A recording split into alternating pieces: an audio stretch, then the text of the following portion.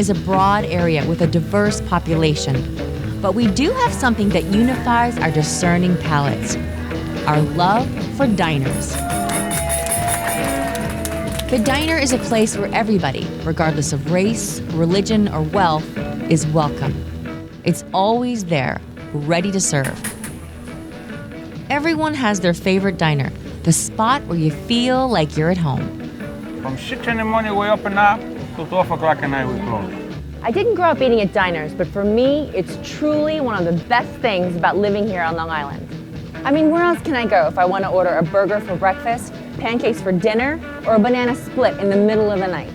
The closing of such long-standing establishments like the Empress in East Meadow and the Corinthian in Central Islip makes you wonder, is the faithful and dependable diner in decline?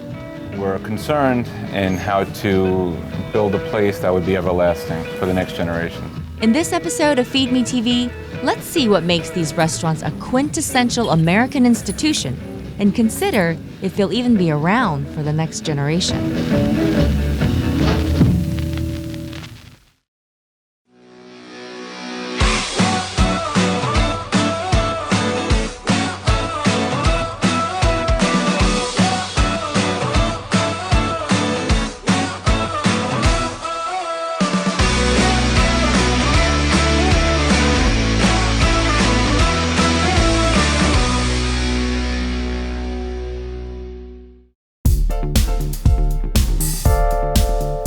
With its chrome counter and fixtures and window dessert displays, the diner is an icon of American culture. Diners have been a part of American life for more than 150 years. What began in Rhode Island as a horse-drawn wagon has evolved into slick chrome and blinking neon temples to affordable comfort food. According to Richard Gutman, the country's foremost diner authority and the author of The American Diner, Then and Now, the literal definition of a diner is a restaurant that was built in a factory and constructed together on site. It's a wide variety, it's home-style cooking, and it's good value. Over the years, diners proved flexible. They became larger, more sleek and modern, than outright grandiose. Nowadays, the whole idea of diner, home-cooked, home-style food, counter service, wide menu, every place wants to be a diner.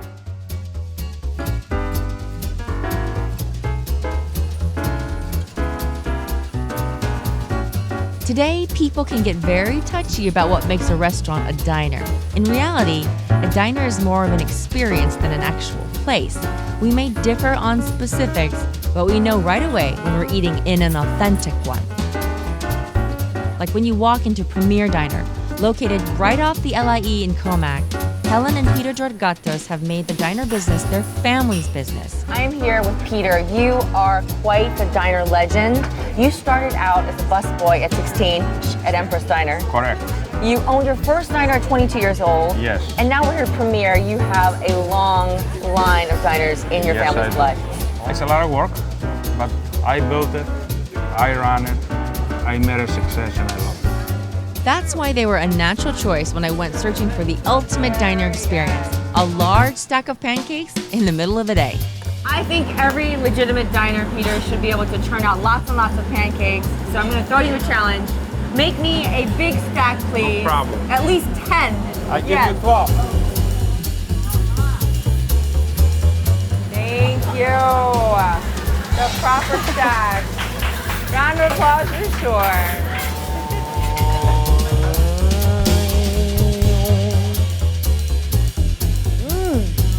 The Georgatos family has been working in diners for a combined 80-plus years.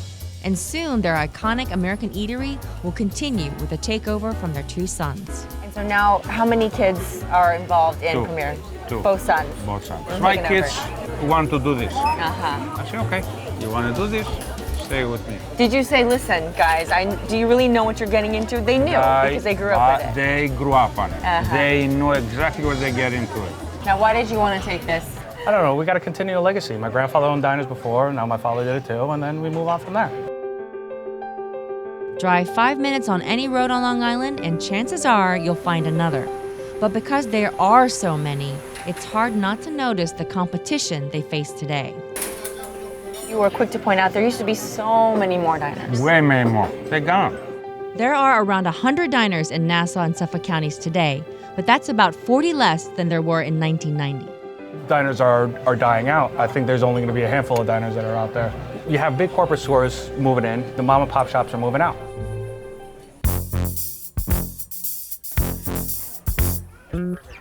When was the last time you'd heard of a new diner opening on Long Island? The unique thing about Landmark is that it's Long Island's only double-decker diner, and it's the island's youngest. It opened in 2009. Despite being a newcomer, this place still serves the usual favorites.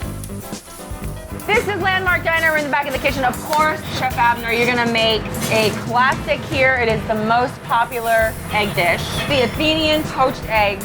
Let's start making it. Yeah, that's what I'm talking about. I like that yolkiness. This is gonna be hot. I hope it doesn't burn me. Did you try to burn me on it? No, you have to be careful. A decade later, it's become so much harder to build a standalone diner. And if you even get a diner up and running, the workforce is your next challenge. Right now, our biggest problem is the help.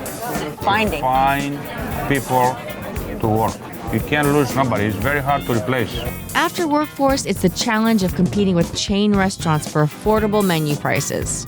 Profit margins are getting tighter, so we can see the Walmart effect on small businesses. I see that in the food business as well.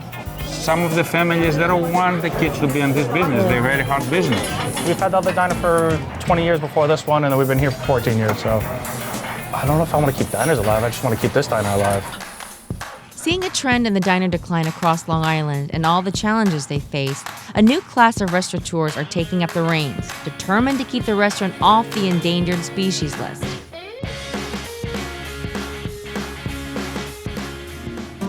This is Pantry Diner. I'm with Tommy. You're the owner of this place. But this isn't something that you just thought about buying. This is a diner that's been in your family for a few generations. Tell me about the history. My grandfather was the original owner in 1949. My parents became involved in the 50s and 60s, and myself and my sister became involved in the 80s and 90s as we were growing up. And so you and your sister, were you kind of forced to take this over, or did you want to? They let us work here as children, but they insisted we would go to school and do anything but. But we both loved the business and we stayed here. My sister eventually did move on, but I've been here ever since. Modernizing the menu is one powerful tool in keeping the regulars and luring new diners. As the expectations from our customers and diners have changed over the years, we definitely felt the need to evolve and change with them. I never expected to serve sushi in a diner, although I always wanted to, because I just felt that customers wouldn't feel comfortable getting raw fish in a diner. Non-traditional, right. right. Non-traditional. So we really tried to open our eyes and our minds in trying new things, and they've all been accepted very much so. The diner has a bit of nostalgia. This place, besides those pictures, I don't feel that. Good or bad? I mean, there's definitely a huge market for people that love a traditional diner that looks like a stainless steel and bright and flashy and loud. We've also seen a lot have left. We really just tried to incorporate many things, like a nice bar area where people can come and have a cocktail after work, broaden our appeal to more of a range of people, a younger clientele, and things that they can get in a high-end restaurant. It's always scary to make changes like that, but sometimes you just have to jump with both feet and just see what happens.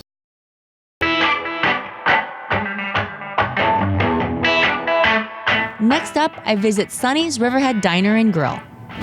This is one of Long Island's oldest diners, which opened in 1932. Now, it may feel like a step back in time when you walk in, but it's the modern touches that have helped make this place flourish. You guys are thriving. What is that difference? What makes that happen? I feel that diners at some point almost lost their way a little bit by trying to find a way to cut corners, and we found that the customer base today really wants to have a better product. Better dishes like these, a fresh Cobb salad, a Nutella and banana waffle, or how about a chili mac and cheese? The customers are asking for some of the items on your menu. Let's see, we have a salad here. Magical nice. shrimp and avocado salad. Yes, what else do we have? Tell me about this one. This one right here is our Avo Tomo. This is the best-selling new item by far. And you got right here. Listen, Jim, anything in a skillet, I'm game. That's our Polish skillet. Riverhead is famous for Polish Town, so we thought we had to have something that would showcase that. Absolutely. Should we grab a bite of that? I gotta try Absolutely. this. What was that, the Katunska? Turunska. Yeah. You can bring different ingredients, more pricey product, better things, but then the prices will change and the diners may not like that and they may leave. They did leave at first because the prices did go up. They very quickly changed their mind and the business started to grow within the first 6 months of us being here.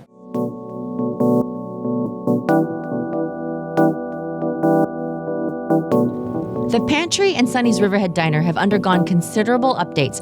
One reason why Richard doesn't think the diner is in jeopardy of disappearing. The diner has always been a chameleon in terms of the design of the building and the food that they serve. Though there has been a steady decline of Long Island diner openings, Richard says this is normal. There's a constant battle. Really, of things they're going away, they're declining, they're disappearing, and they're being revived. But they're never going to go away completely because they're really fixtures, part of our culture and our neighborhoods, and they're going to be here forever in one form or another. I'm gonna stay here the much I can. I'm doing this since I'm 16. Talk to my people, talk to my customers. I love it. I mean, it's my life.